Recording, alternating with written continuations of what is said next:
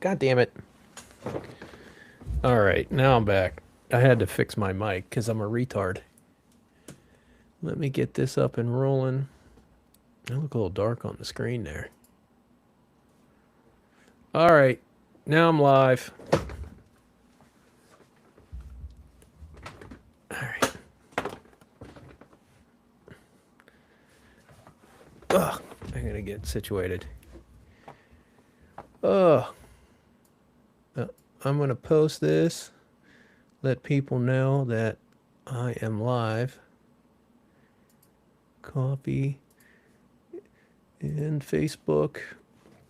You know, I could probably do all this before I go live. That'd probably make more sense.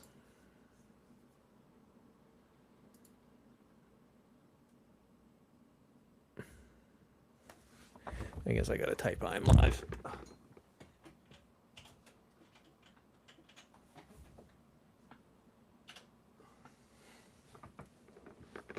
All right, there we go. And fucking space. I'm really good at this. Whew. Here we go. We posting this shit? All right. All right. I think.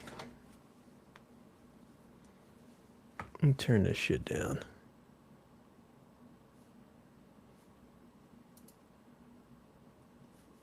Turn this shit. Okay. There we go. Now I got my shit together.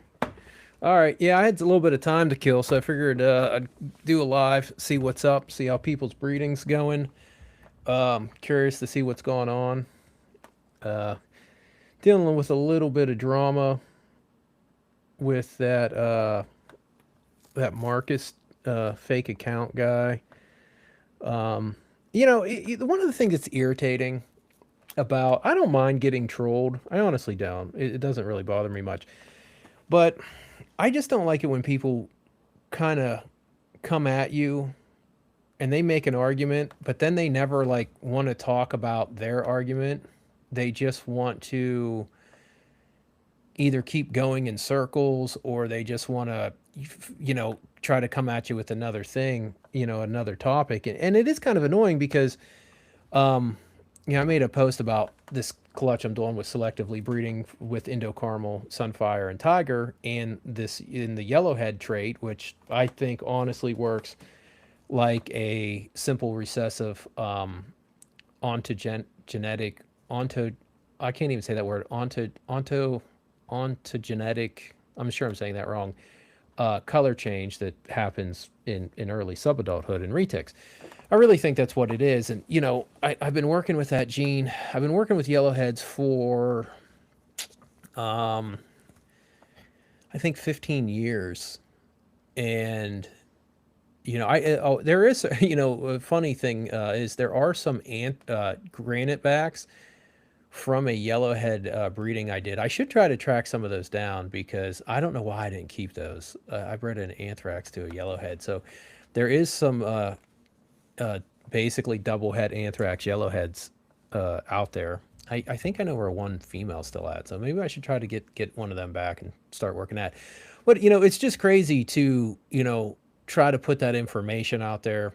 And you know, I still don't really call it a guaranteed morph. I say this is how it seems to be acting, and you know, just to have, you know, when you have these people come at you and attack you like this, and then I'm the bad guy because I always go back at them harder, which, you know, maybe I should, maybe I shouldn't, but you know, the people that give you shit are always the people that aren't trying.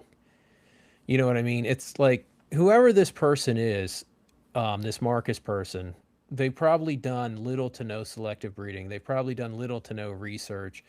They probably contributed little to nothing to selective breeding and maintaining localities and pure localities. You know, they probably don't bring a whole lot to the table, which is kind of sad. But this is what they have time to do. So I'm going to let the group decide whether or not we throw them out or not. Hi, I'm new to reptile keeping, and I really enjoy your perspective on things. Thank you for that, because a lot of people do not enjoy my perspective on things. They actually rather get very upset and angry by my perspective on things. But But yeah, and the reason I want the group really to decide what to do with this dude is because I try to shed a light on behavior. So when I see behavior like this, I try to shine as much of a light on it as possible. So we'll let people decide what to do with them. But yeah, if anybody's watching, has got anything they're breeding, interested in hearing about it, I did just get a clutch of ternates the other day. These are F1s. This is from a wild caught male and a wild caught female. I've never bred together before. I think this will be one of my cats is fucking with stuff. I think this will be the 18th F1 clutch, something like that. I'm getting close to 20. Yeah, I'm getting really close to 20 F1 clutches that are all different. I've only ever repeated I think one or two breedings. Hold on. I had a cat jumping on my keyboard.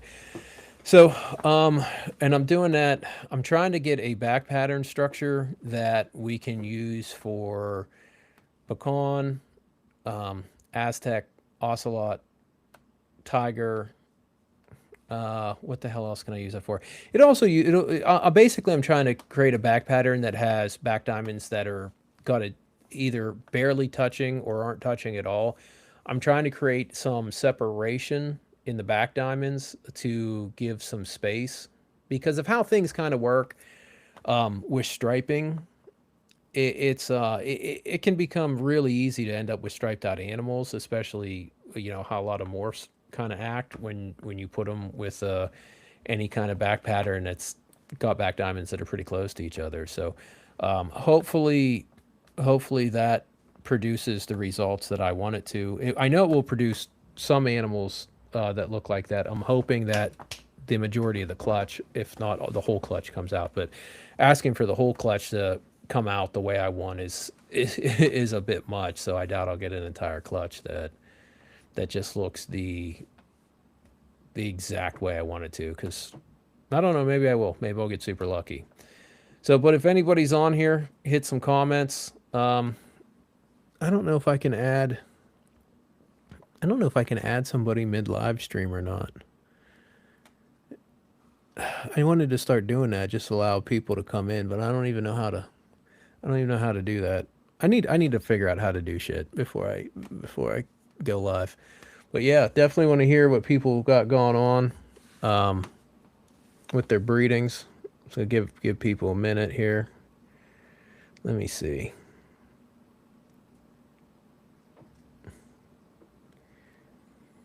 Okay. Yeah, everyone's saying kick this dude out. No fake accounts. What do we got here?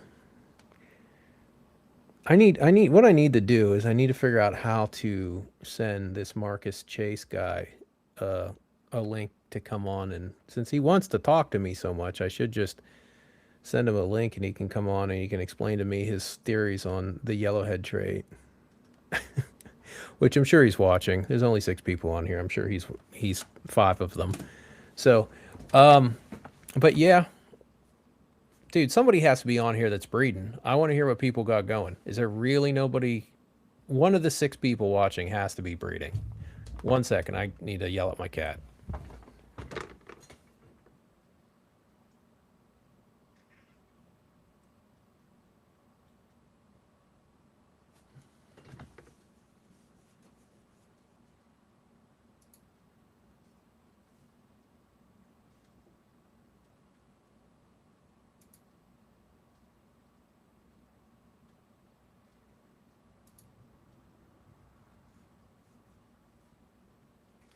All right, I'm back. Oh, yeah, and I did just figure out how to add people, but I needed a link before I went live. I needed a link right before. As soon as I get into the studio on Riverside, I needed to grab a link. And then I could have. I'm going to have to do that next live. I'm just going to post a link in the chats, and anybody, because I can have, I think, up to 8 people on. So if anybody wants to jump on while I'm talking, next time we'll do that. I talked to Spencer. We're gonna put out a retic breeding course on his channel. He has a ton of people on his YouTube. I think he's got like 30,000 or something. I barely have 1,000. So we're gonna put that out on his. I think it's gonna be like a 10-part series on retic breeding. I did see. Hold on, let me pull up that post. Some people also recommended some other stuff. Where the fuck is it? Come on. Okay, there it is. Okay, to be honest, the community needs a lot more husbandry and general care vids. Uh, yeah, and then yeah, Randy Owens said about what physical and behavioral changes to expect with your female. Yeah, yeah. We're probably gonna split it up into 10 different parts and go from there. Like for the whole way from like you know, like 6 months before breeding season starts, and like you just go through the whole process right up into hatching stuff out and getting hatchlings started feeding. So we're probably gonna really cover a lot of stuff in that little series. But yeah, somebody had mentioned about some husbandry and that kind of stuff. So yeah, send Spencer some messages or let or leave comments specifically on what you want to see for that type of content. I just kind of take husbandry. I just assume everybody knows to like what to do. So I think that's kind of why a lot of people, that's why I don't really make stuff on cage setup. And the other thing is with husbandry and how you set up your cages. The problem is a lot of people do things differently, and then a lot of people on the internet, especially now, they're very, very critical of how people keep. I'm not going to say the dude's name, but there's one dude in the retic industry who's always shit talking people's setups and blah blah blah, and then it got leaked that he was keeping stuff in like fish tanks. And this is some guy that runs around just being a negative fucking asshole to everybody. And it turns out he's using like a heat lamp in an aquarium. It's like, and that's the kind of shit that people deal with. So I mean, that's why it gets a little bit tough to you know put out husbandry stuff. Like even the stuff coming from Reach Out, they talk a good game on setups and having interactive stuff and all of that, but a lot of their super doors are shoved into to racks. A lot of their shit lives in tubs. They're not even in cages. So a lot of it, unfortunately, a lot of it is kind of some moral grandstanding, and then what people are actually doing behind the scenes is sticking their sticking their super doors in a rack system. So yeah, it's a little bit of an issue. So, but yeah, I am excited about this turn 8 clutch because I was really thinking that female wasn't going to lay any eggs. She's my second largest turn 8, and which means she's probably the second largest turn 8 in the world or ever recorded. She's pushing 13 feet. Fed the shit out of her. And yeah, her production, her egg production is way down. I think she laid, I think it was 16 eggs. That's it. And she should have, with her size, she could have hit 25, no problem. So yeah, I'm just happy I got one more clutch out of her, because I wouldn't have been surprised if just she would have went through the motions and then absolutely nothing happened because of her age. I have my largest female turn 8. She's going through the motions right now. I'm hoping to get a good clutch out of her as well. We'll have to see. And then my Halma, she's getting ready to drop a clutch, and I'm just hoping. I'm just hoping that I get some good, at least one more clutch out of these animals, because they're it. That's once they're done, they're done. And I don't think people are going to realize the importance of wild caught retics until they all stop producing. And that's coming soon. I'm getting ready to write an article called "The Last of the Mohicans." I'm not sure exactly what I'm calling. I think I'm gonna call it "Last of the Mohicans," uh, and then I don't know something. I'll come up with something clever after that. But it's just basically going to talk about how we are really coming to the end of the line of the production of F1 retics.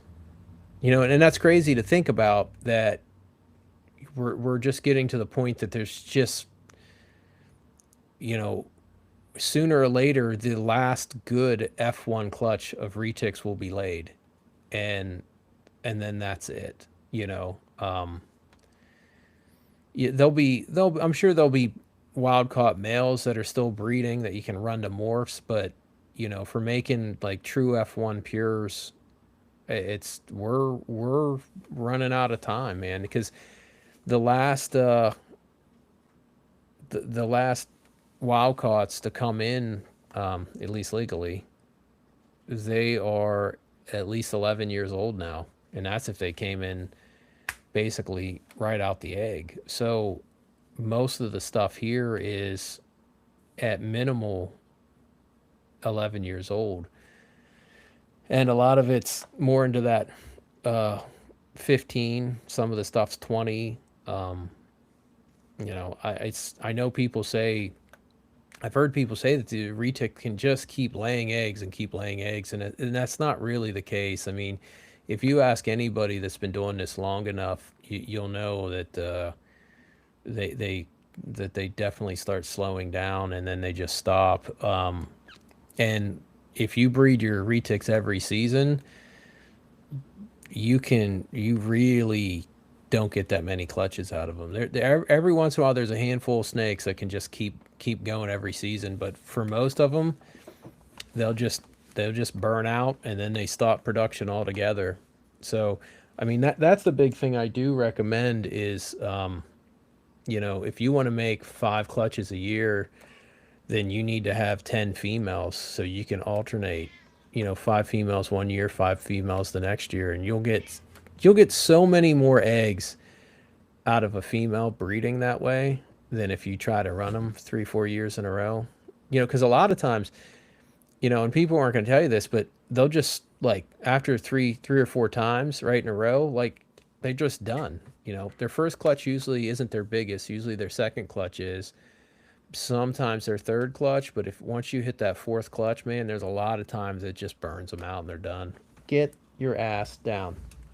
I forgot to put her out of the room before I started this. So, but yeah, man, I'm hoping that the two main snakes I really want to hit on is I need a good clutch out of the Halmas, and I really need a good clutch out of my other female ternate, the wild caught, because that's also a pairing that I've never done before. So if I get 2 good clutches for my pure F1 ternates this year, that means they will. Hold on.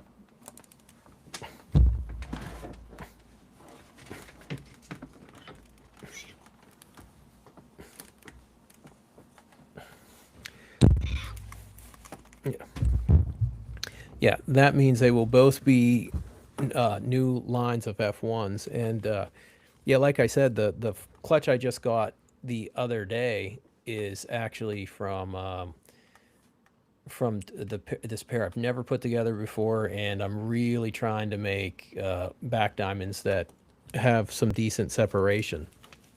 So if they have that decent separation, quit it. That'll really help us for Aztec and Ocelot. It'll also be great for whatchamacallit. It'll be good for Tiger and stuff like that. So, but the other clutch, this is going to be strictly for thick black, chaotic pattern, darker colors. I mean, we're going for some thick ass black on this other clutch. So let me put my mic. It's kind of covering my handsome face. Okay, is there a difference in general personality between mainlands and dwarfs? Also, how prominent is the difference in temperament between males and females? I have no experience with retics. Thanks. Yeah, yeah. There's a big difference in mainlands. It also depends on the mainland. Like a lot of the mainland stuff, I think they're just more confident because of their size. Where a lot, and it also depends on the dwarfs. Like a lot of dwarfs are flighty. A lot of jamps are super flighty. Coyotes can be pretty flighty. Then the Halmas, they're much more aggressive. And I would put Cereams into the mainland category because they get pretty big. But those are a pretty aggressive animal. I've had a lot of Javan and Sumatran and Cereams come in. And I would definitely put Cereams. Cereams are they're probably meaner than the Halmas that came in, or they're at least on par. They're both cocksuckers to deal with. Just in general temperament. Between male and female, not really. Not it's just not There's not really a temperament difference there, except during breeding season. If you got a male that wants to breed, then it's going to be like a cocksucker and bite the shit out of you. So yeah, because even during breeding season, even like a friendly male during breeding season can really cause some problems. So they can go from a really friendly animal to just a rather dangerous animal very quickly. So if you have a big male and it's all of a sudden it's arching and stuff, like you better watch out because if it hits you, it's gonna light you up pretty good. So, but yeah, is there really nobody on here breeding? I was hoping somebody who was having a clutch or having animals breeding, we're gonna jump on here and talk about it because I wanted to see what was going on with people's breeding this year. So yeah, hopefully that.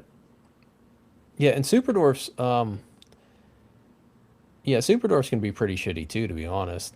But the Karampas were all friendly. Every wild caught Karampa I had was friendly. I don't. I just don't know why, but they were just really really relaxed animals, not big strikers. They're like Karampas almost kind of like their personality almost. It almost reminds me of a Timor, like a Timor's. They're actually if they're used to being handled, they're great. And they kind of remind me of a Karampa like that, just kind of like this slower, laid back animal. Uh, and Timors, when they feel okay around people, they do remind me a lot of a Karampa, but they also piss a lot when they get nervous. So hopefully I hit Timors this year. I got them paired up. That's Yeah, that's probably yeah. For my personal clutch, that's the one thing I really want to hit on this year is Team Wars because I really, I really want to see Team Wars getting more popular in the retic space and not for dumbass Team War morph shit. Like I don't mind like the Team War to retic and making that, but I don't really like the like 75% retic Team War stuff because people are just going to breed it and it's all going to get mixed in and be a giant mess. But there's all them states that you can't have a retic in, but I think maybe like other than like Hawaii, everywhere that you can't own a retic, you can own a Timor python, and genetically they're as close as you get, and in my opinion, they are actually a better pet. If you get one small and handle it and it's used to being handled and it's not all nervous and pissing on you all the time, they're great pets.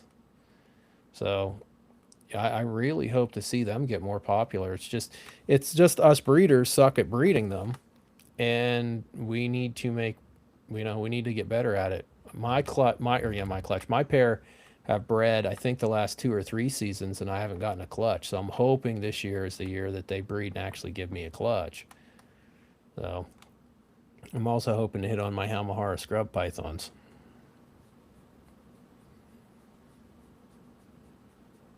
So yeah, hopefully that answered your question.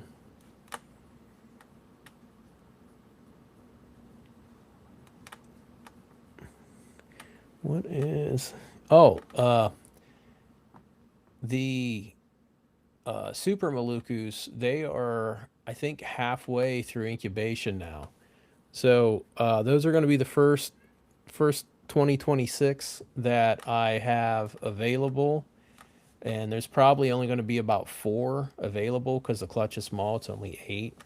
So if anybody's looking for a Super Maluku, though I'll have them. I'll post them on here. I'll probably do a live with them, but I'll have them up on my website and available on Patreon first.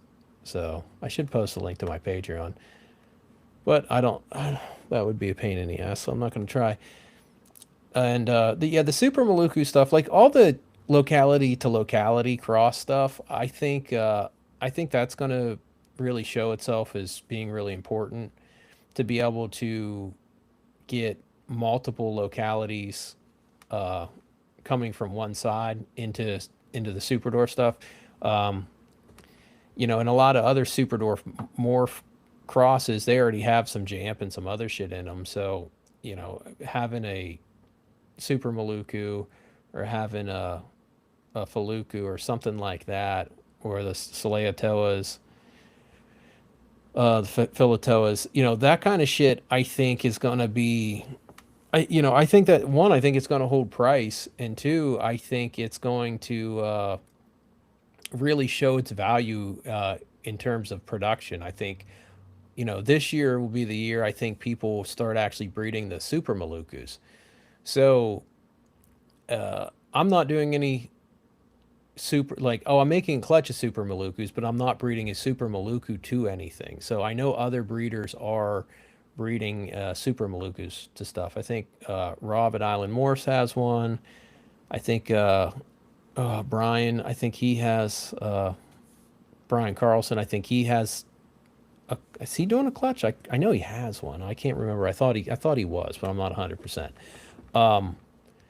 So yeah, we're gonna see. But I know Brian's also got some other stuff with a lot of different localities he's going to be mixing together, so that'll be interesting. What's up? What's up, Robert? You got any breedings you want to talk about? Because nobody else does. I got cat hair all over me. Don't get on my keyboard.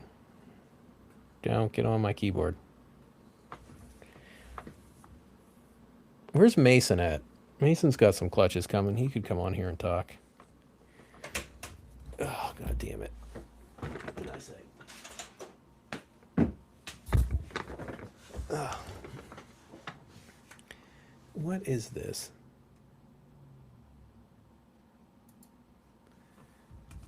Gotta wait until next year at the earliest. Yeah, what are you breeding? What are you going for next season? I might know this and just forgot.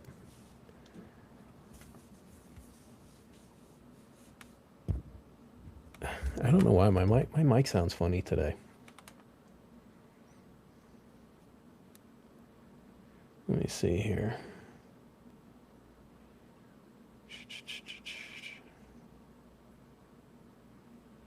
Comments.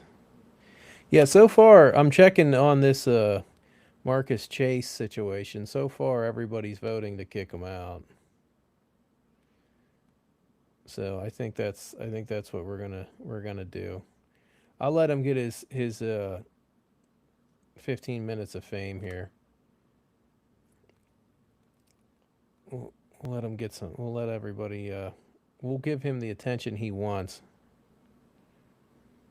So, you know what? I'll see if he wants to. See. Hold on. I said I'm on YouTube Live. Would you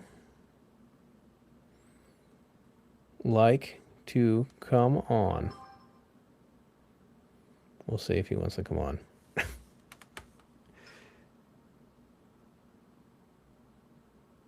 There we go. Okay, yeah, we're just talking about Super Malukus. There you go.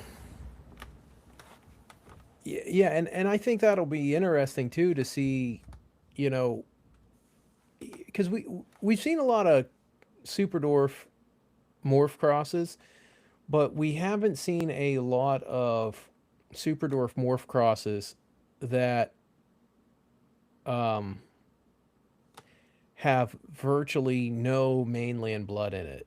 And I think that's what's going to be interesting to see is once we get into these super dwarf morph and morph combos that just don't have any mainland influence, and a lot of that influence are coming from different localities.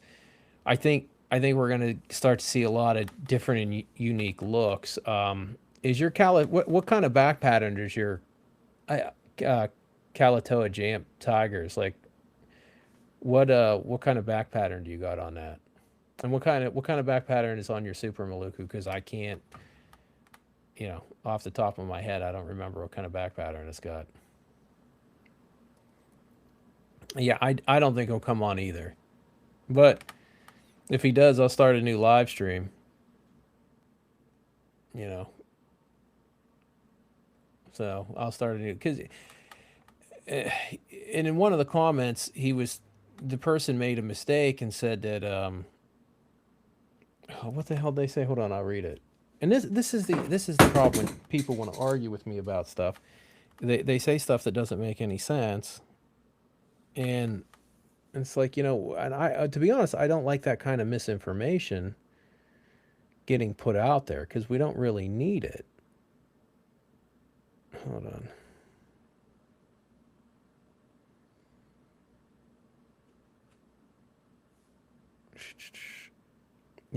And it was a comment he made about polygenetic traits.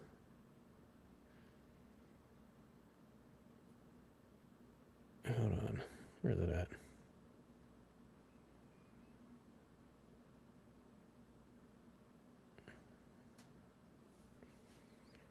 Jesus Christ, how many responses were there to this?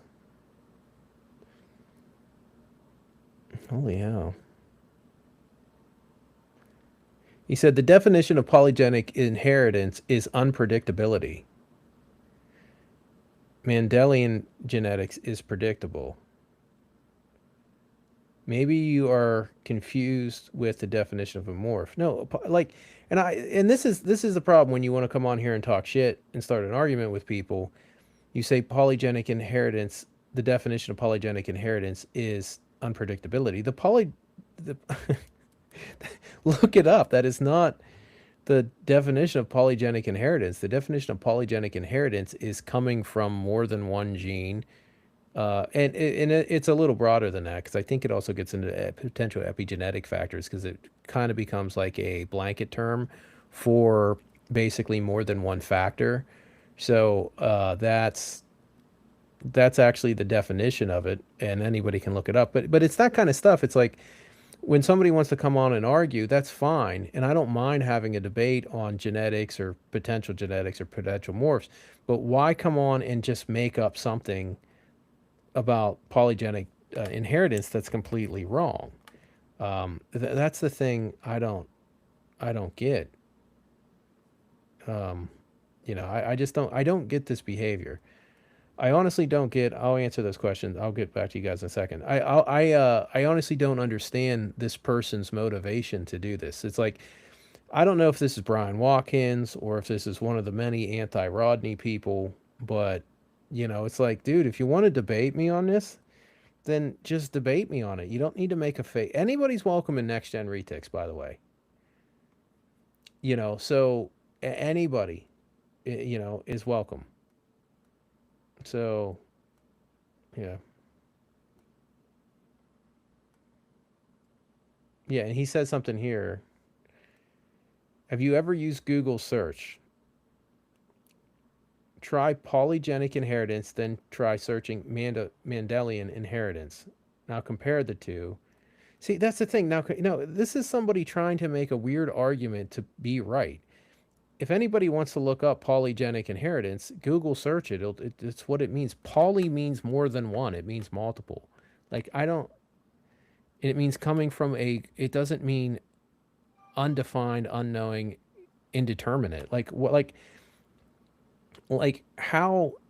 And then he's like laughing at me and stuff. It's like, how are you this dumb? He says, but I guess your small brain can't handle simplified definitions. This is this person admitting that they created their own definition. Like that's how dumb this Marcus Chase person is. Like why?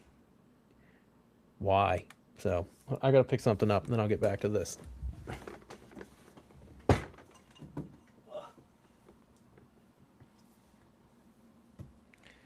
Okay, I'm back. All right, so where are we at? Oh, long line, very bright and chaotic back pattern on the Maluko. Yeah, that's good. Having that chaotic back pattern will help. I'm trying to get my Sunfire Het Pied, Genetic Stripe, Posset Albino to Sun Tiger, Het Pied, G Stripe, Fosset Albino pair to go this season, but I don't have any locality stuff. Dude, you need to get some. You need to get some locality stuff in there. Add a Halma or a Solaire to that whole. Like, you can go back and look. It might be hard to find, but like Solaire added a ton of weird color to Genetic Stripe. If you you might be able to find it. Jay Brewer was always pretending he was making new morphs.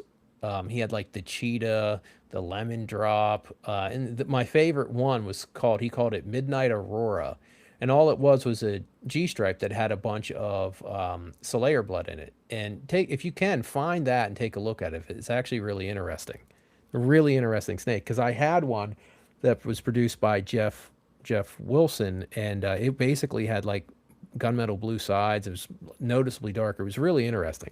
So you could I would add some Solaire, Tambelongan, or Halma into that project. Yeah, definitely make some cool shit. I knocked one of my camera lenses on the floor. Okay. Also picking up from Andrew, Faluku Tribal in Kalatoa. Yeah, those Faluku Tribals. What are you getting from Andrew? You getting a female or a male? Because I actually I'm holding back one male from that clutch, and I'm actually considering moving out. Um, uh, I'm actually considering moving out my Motley stuff. I don't know. I'll see what I get. If I get some super crazy Motleys this year, I'll probably keep working with it. But I'm actually considering moving out the Motley stuff and just strictly going tribal. Because the Faluku tribal stuff was really impressive, and their colors were really impressive. They had a great back. They had great pattern, but their colors were substantially better than any colors I've ever seen on any of the Motley stuff. And I mean, I have some decent Motley Ternate stuff, but I'm waiting on a clutch. I hope I get it of a Motley Tiger 75% Ternate. So yeah. Yeah, blood type is polygen. Yeah, yeah. So is eye. So is eye color. So is height. So pretty like there's so much polygenic traits that it's ridiculous. And and this guy thinks polygenic means non Mendelian, which I mean just because it is going to be you can't really put it into one of those categories if you don't know you can't put it into a square if you don't know what all genes you're working with. So I don't understand Marcus's definition of this. It's kind of retarded, to be honest. He's kind of a fucking idiot, which unfortunately being a fucking idiot when it comes to retic people that like to argue with me, it doesn't really narrow it down. So there's a whole host of people that could be Marcus Chase. If you ever get around to getting pics of that Halmaternate cross, no, I keep forgetting, and I just fed him. Um, yeah, I have that one male left, and I will make. Where's the fuck's the pen? I will make a note right now. Ugh. I'll make a note, and I'll get a pic.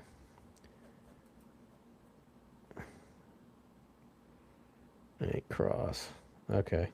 I'll tell you, I kept fucking forgetting about that. I've been doing a lot of stuff with some other shit, and then uh,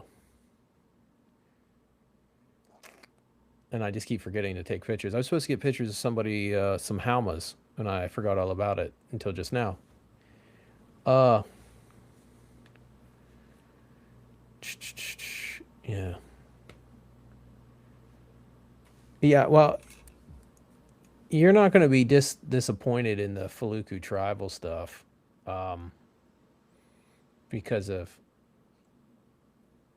how they're just, once you see them, like you have to see the Faluku tribals in person, because even in pictures, like the only time they really are accurately represented is if you take them out in like in sunlight and do a video. Then you can kind of tell what they actually look like in person. Are you close to breeding caramel ternates? There is a slight chance I will have caramel ternates this season, but with that said, there's other morphs mixed in there, and it's a 50%er to a 50%er. So I'm running a head, I'm running a Sunfire head Indo to a Motley Sun Tiger Poss head Indo. So even if it does prove out, I'm probably not going to get a massive, ridiculous ternate phenotype expression on them, and I'm okay with that, because I need to get them to 75% anyway. So uh, if I do have, if I do get really lucky and make an Indo, then that's fantastic. But I'm not going to say it's going to be, you know, earth shattering in its in its appearance, because it's going to have, there's a chance it's going to be, have Motley, have Tiger, have Sun or Super Sun. So whatever, if I need to get a male so I can run it back to a pure, and I'm really focused on that 75% mark of really getting the ternate traits to express. So do you still have Halmas available? I have, I think, one female available, and it is at Island Morphs. So if you are interested in the last female, she's a year old. She's a little small. Might have had her a little bit too much on the Reach Out Reptiles diet. That's what I call it when my females are, when my yearlings are a little smaller than they should be. There, I say I've had them on the Reach Out Reptile feeding schedule. But no, she, yeah, hit up Rob. Just tell Rob that you saw me on a live talking about it at Island Morphs, and he should, unless he sold it since a few days ago, which I don't, I doubt it because I didn't hear from him. So, but no, it's down there. Rob has a lot of my stuff that he's, yeah, we worked out a deal. I'm not actually going to be breeding for him anymore, but he still has a lot of my stuff down there that he's just going to keep and sell. We worked all that out, but yeah, I'm not going to, this year's production isn't going to be based around the Island Morphs. So, but if he did sell it, I should have a clutch of Halmas. As long as they're good, I should have a clutch of Halmas here in the next week or two. So if that female did move, there's hopefully I get a good clutch, and we're gonna have some more on the ground.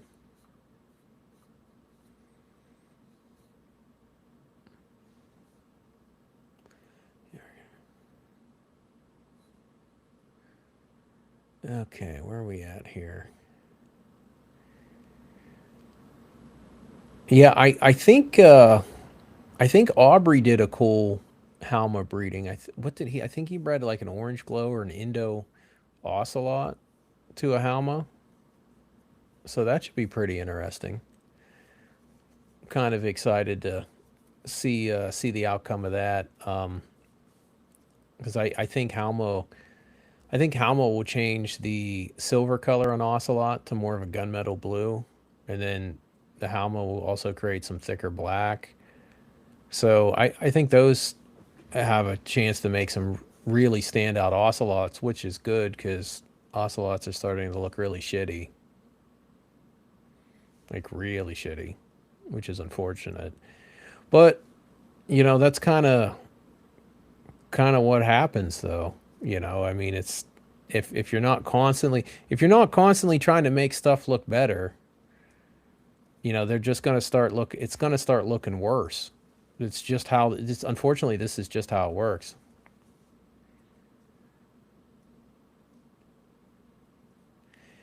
Yeah, I'd like to see that too. And I don't understand.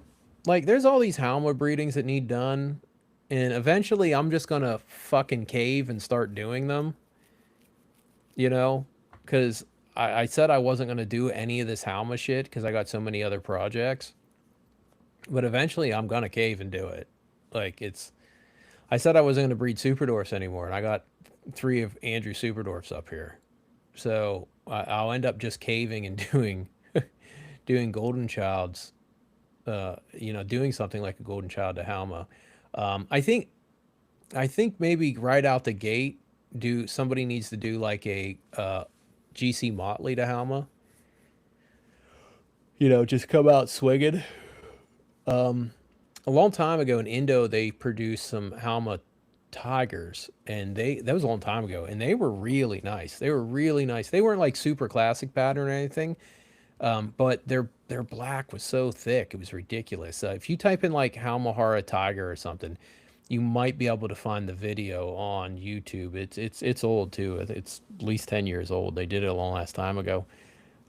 It's a their the video is kind of shitty quality, but they look pretty good.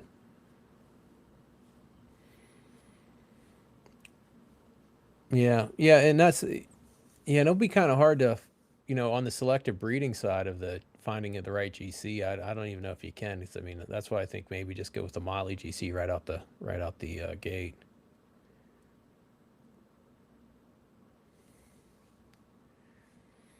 Yeah,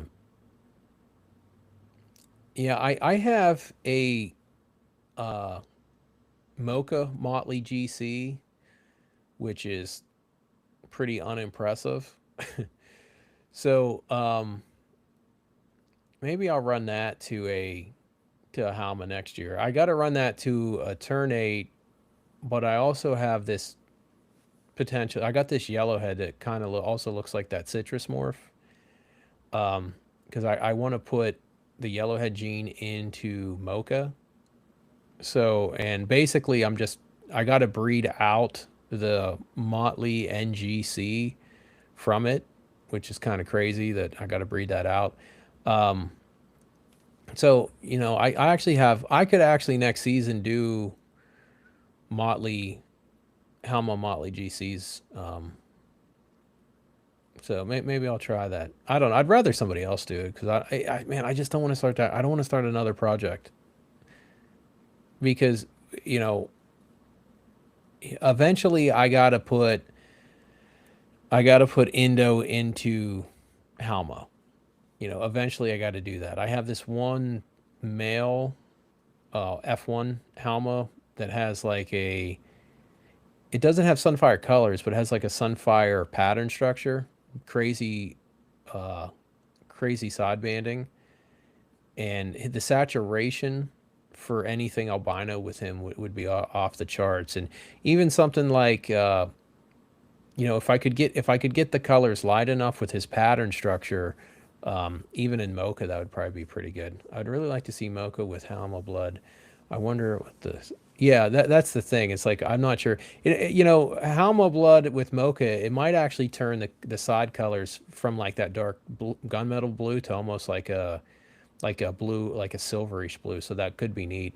The thing I want to see is Mocha in Mindanao, um, because of how the Mindanao colors seem to be working with everything, and how light those and how light some of the yellows and almost oranges are on the Mocha, on the pattern outlining. That's something I'm going for. And I also created by accident, it just popped out of a clutch, this weird high silver thing this season that we're raising up, and we're probably going to use that for Mocha stuff. So yeah, there's the Mocha, the yellowhead Mocha, possibly with a citrus like morph that I hope proves out. Uh, Gone for that, and definitely Mocha Mindanaos. I'm hoping to have a male pecan here in time for this breeding season because I still have a Mindanao female that hasn't wanted to breed yet. So I might be trying Pecan Mindanaos this year because I think Pecan and Mindanao will go really well together. So we're gonna try for that too. But I think pecan mocha. See, I don't think pecan's gonna go very too well with a lot of albinos, but I think pecan and mocha will go well together.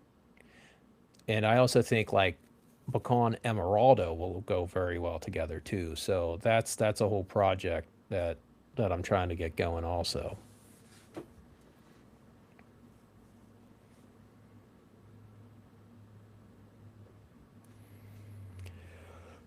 Oh, let's see what old what Marcus Chase is if he's still mad at me.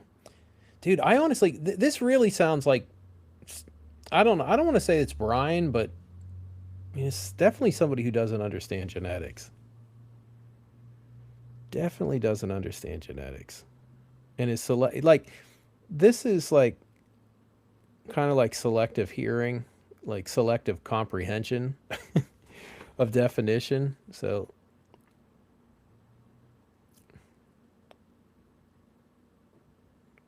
let's see. I mean, I just don't get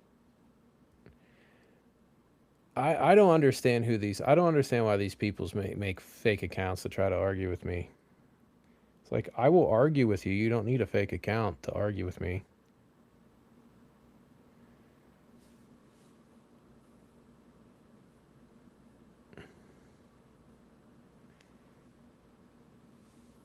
He's not saying too much.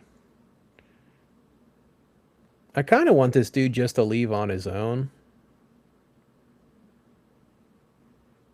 you know? Because I don't like having to throw people out. I kind of just want him to leave on his own.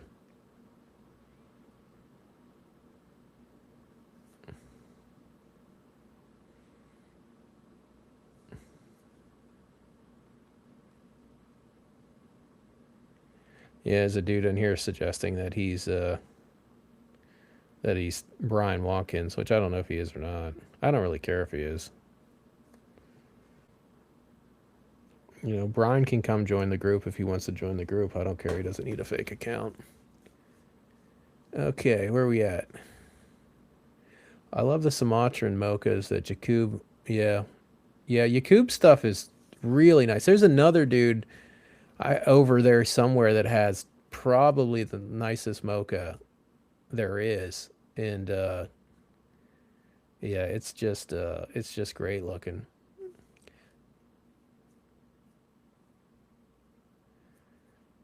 Yeah, yeah. It's because a lot of those Javans, well, the East West Javans, Sumatrans, and a lot of the Malaysians, they naturally have a lot of that silver and more of a limited pattern outlining. So you get a lot of nice silver, and that's the reason I want to put it into Yellowhead because one of the other features of Yellowhead, it also has an overall just lighter color look. Next time in my snake room, I'll snap a picture of, or I'll take a video of that big high silver high silver sided Yellowhead het Indo Caramel that I'm waiting on to lay a clutch right now. And if you could get that, if you could get those colors into a mocha, man, they'd be nice. I mean, they would just be screaming bright silver, just insanely screaming bright silver, and you know that's the look I want. Yeah, and the nice thing about mocha too is it should, and I can't believe no one's done this, but mocha should transition into super dwarfs pretty easily because of how much silver there are on naturally on the a lot of the Kalatoa. So like if somebody has like a nice high silver Kalatoa, I'm really surprised nobody's started a high silver Kalatoa mocha project yet. Dude, there's a ton of good ideas and good projects. It's just unfortunately they're all long term, and a lot of people don't want to do them. But I think that's going to change. I think people are just going to have to suck it up because the higher percentage is a long term game. Uh, you know, and pures is long term.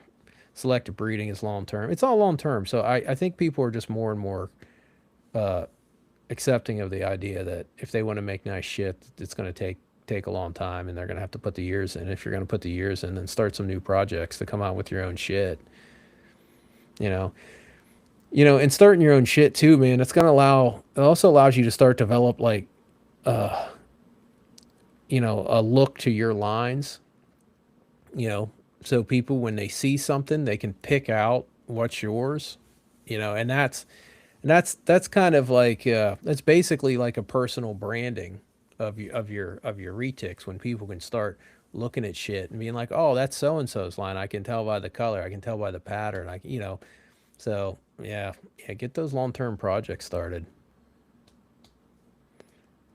So so who's got clutches? There's 14 people on here. Somebody has to have either a breeding or a clutch. Who's got a clutch already?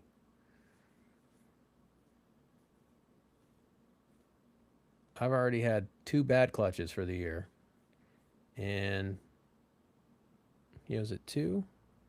Yeah, one was a Partho, which there's one egg left. The other one was junk. Then the Super Malukus, and then the pure F1 Turnates I just got the other day. Hey, is anybody going to be interested in some mainland stuff? I'm not going to charge much. It's going to be from that Yellowhead because it's that clutch will be normals, tigers, sunfires, sun tigers, Indos, Indo tigers, Indo sunfires, and Indo sun tigers.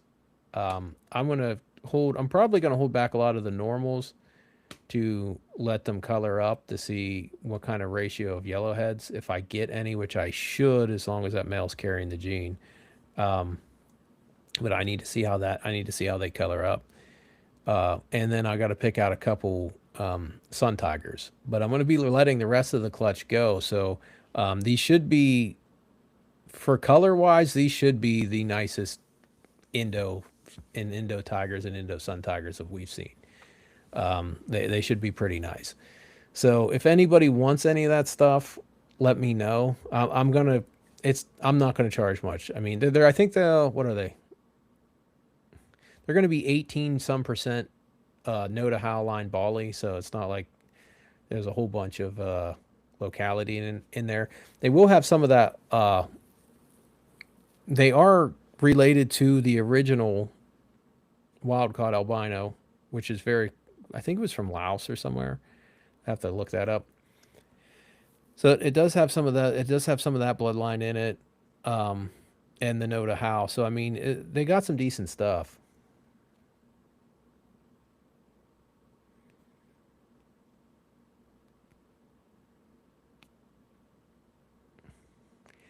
Yeah, I haven't bred reptiles yet, but I'm trying to get a pair of Sumatran mochas from the Netherlands into Canada. It's been a huge pain dealing with importers and exporters. There is an importer in Canada called, I think it's Reptiles Express. I think that's their name because there's a Reptiles Express in the U.S. too that are interesting. And I know they bring stuff in. Yeah, I know they bring some stuff in. Dude, you might be better off to get like a nice high silver normal and one one mocha and just start, or like get to some Sumatran mochas and like one high silver super dwarf and just put that and start mixing that shit together. That should be nice. So, well, I got to go make something to eat. It was good talking to everybody. I don't think our good friend Marcus Chase is going to be joining us. He's probably still yelling at me on the internet. So maybe next time. Maybe next time. That's what I'm going to do from now on. Like, if anybody wants to argue with me, I'm just going to, we're going to get on a live, send them a link, and be like, here you go. Let's have a public discussion about this. I think that's probably going to be the best way to deal with this from now on. So, but all right, it was good talking to everybody. And yeah, let me know if you manage to get those Sumatran mochas. I'd be interested to see some pics of them because I know they're I've been sleeping on mocha for a long time just because I knew they didn't go well with a lot of your common shit that people do. And it wasn't until I really sat down and looked at things like pecan, some of the specific things in my collection, and really thought about what I could maybe do with it, that I started saying, okay, I need to start working with this. Because I told myself I was only going to work with one line of albino, and it was going to be Indo Caramel. And, I decided to change that. So I wonder what I think possibly like a mocha titanium might look nice. A mocha genetic stripe should look amazing. So man, there's a ton of shit, man. Like to make super dwarf mocha genetic stripes, like like that's an awesome project that somebody needs to do. So, but all right, good talking to everybody. I'm gonna go make something to eat, and maybe I'll give everybody a little bit more of a heads up before I jump on the next time. Later.